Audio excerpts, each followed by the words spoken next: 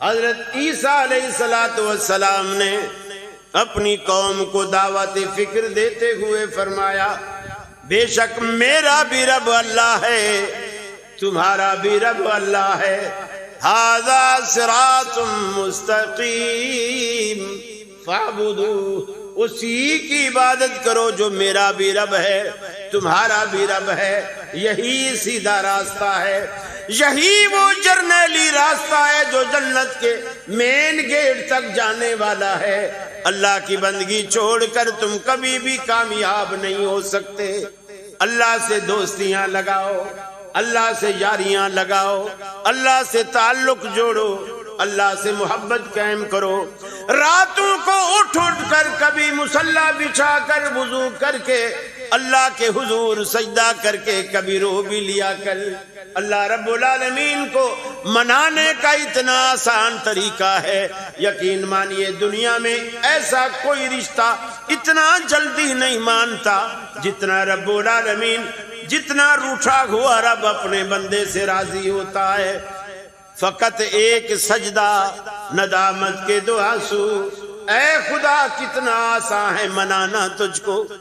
اللہ کے حضور گر کر تو دیکھیے، جبین نیاز جھکا کے تو دیکھیے، اپنی طلب کا دامن رب العالمین کے سامنے پھیلا کے تو دیکھیے، اپنا دست سوال اٹھا کے تو دیکھیے، اللہ کے لطف و کرم کو آزما کے تو دیکھیے، اپنا دکھڑا اسے سنا کے تو دیکھیے۔ اللہ کہتا ہے میرے بندے تیرے آنے میں دیر ہو سکتی ہے، میرے راضی ہونے میں ہرگز دیر نہ ہوگی۔ فرمایا قال ربکم ادعونی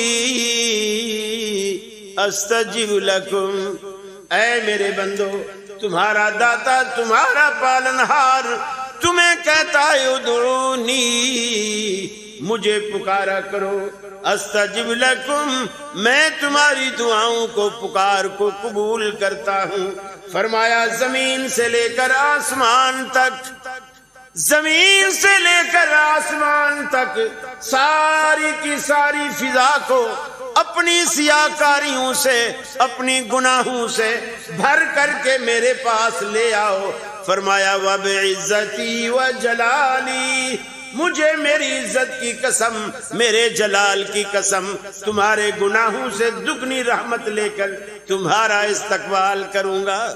میرے دروازے پر آ تو صحیح۔ اللہ کو منانا سیکھیے، اللہ کو راضی کرنے کی کوشش کیجیے۔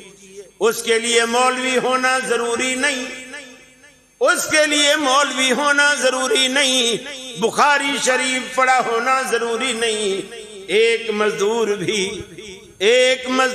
بھی اللہ کا ہو جائے، اللہ کی قسم اللہ اس کا ہو جاتا ہے۔